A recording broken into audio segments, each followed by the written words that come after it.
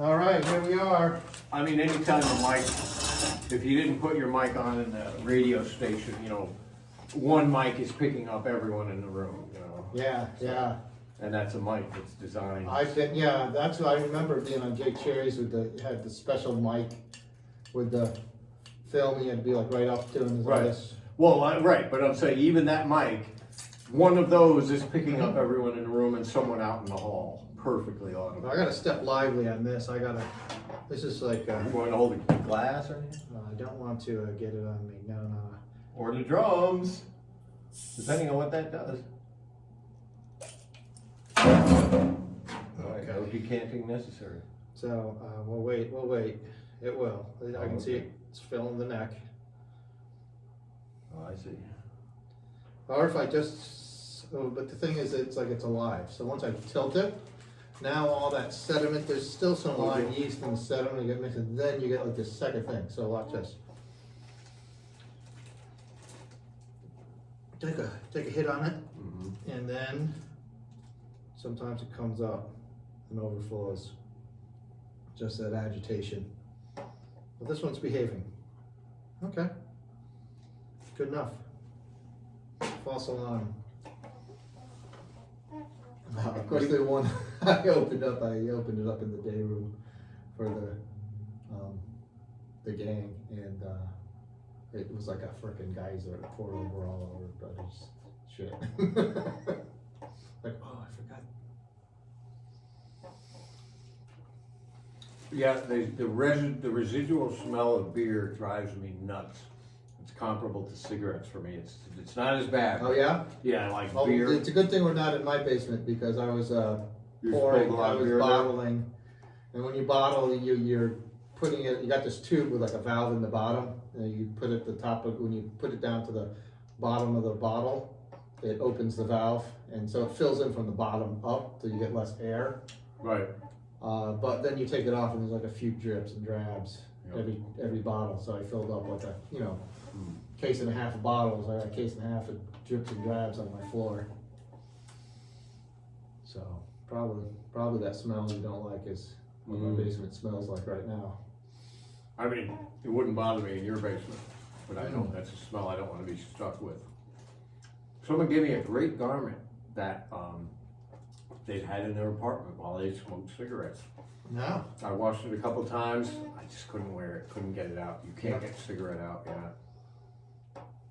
Well, I don't want to talk tales out of school, but that was quite a epiphany that Eric provided us on The fire districts. not the fire districts and the MDC. They're not the water. Oh, That yeah. asset. Wow. Hello. Corruption, yeah. Yep. And typically you find when there's some like incredible horror, and then you say, wow, why was it so bad? And you find out that someone skimped on the concrete to save a penny, and Interesting timing. They indicted the ex-governor of Michigan this week. In the midst of everything. I heard that. Yeah. And all his henchmen, because in these towns like Detroit went bankrupt, and Flint when they all went bankrupt, so they got taken over by these overseers by the state. Said, okay, you're broke, we're taking over. And to save money here, we're diverting the water supply from the lake to Flint River.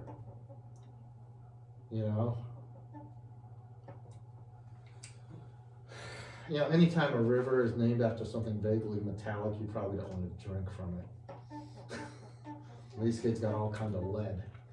So they're saying the water crisis in Michigan is the previous governor's baby.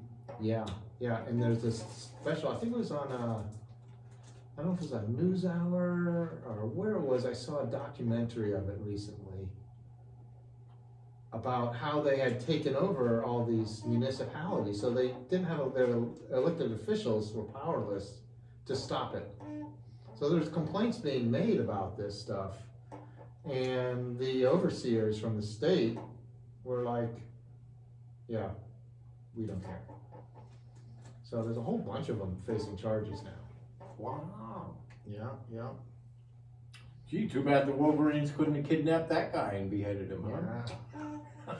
Well, for a long time, Hartford was looking like the next Detroit. It's like, you guys, your pension's out of control. You can't pay for your pensions. The state's gonna have to rescue. That's not gonna come without strings attached, you know? Hasn't happened yet. It's on deck. Mm-hmm. Man. Yeah, water, the new oil. Mm. Dave's been saying that for 2 decades. Oh, and some places the battle for water has been. I just saw something. It was a show about had like a gecko in it. It was animated, and he's like in this desert and stuff like that, and all the plants have died. As well, he goes up to the the hillside, and he looks over. And it's like, oh, there's this big, huge water main that sucked all the water to feed like Los Angeles. Water diversion. Oh no, that's exactly what happened with the Colorado River, of course. Out west. They shut down when it gets low in Lake Mead or something like that. They stop water. They stopped irrigating in Colorado. A long time ago, yeah. Yeah. Oh, yeah. Oh, yeah. I mean, out west, the water is. Yeah, it's like, hey, we want to build a city in the desert. We're gonna have to cut into this. Yeah, right. Las Vegas, Phoenix, even. Phoenix is supplied by the Colorado River through aqueducts. Yeah. And I believe they call them. Now, what's the difference between an aqueduct and a viaduct? A viaduct is what you drive on. They call that the I-84 in Hartford. No, viaduct is a water thing too, isn't it? No, that's aqueduct. Okay. Aqueduct is original. Viaduct is, they just borrowed from aqueduct because they're moving cars above the ground. All right. Yeah. Vocabulary check. I saw the aqueduct in Segovia. Incredible. In fact, I went up on top of it, on a building, jumped over the little foot-high razor wire they had, and actually got a picture of the aqueduct going up forever. That thing is straight as, and that was built like 500 years ago. It's maybe even longer. I don't know how old the Segovia. It's ancient Roman construction. Arches on arches. Oh, and then it didn't finish, right? No, they finished it. Oh, Yeah, yeah. that thing's been carrying water from the mountains for centuries. Just a little channel, I think it's still doing its thing.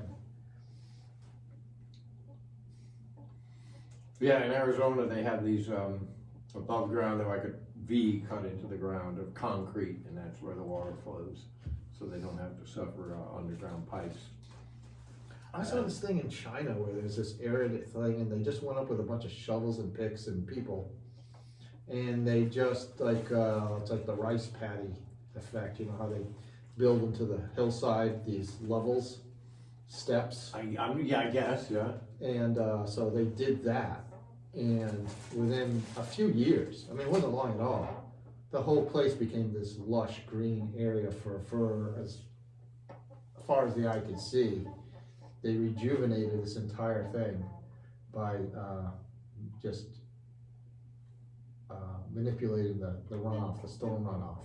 It's all a matter of capturing and storage of the big weather events, It's not gonna rain enough every Every month. It might rain every month. That's not enough to keep this stuff going unless you store it. And they did that. They had massive people going in there and digging up. It was incredible.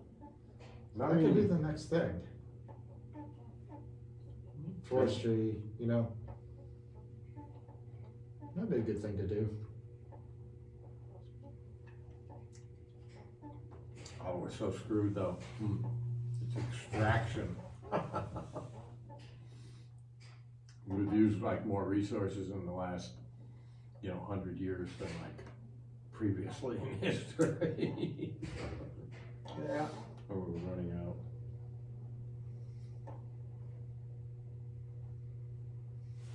I'm gonna take a pause here. Mm-hmm.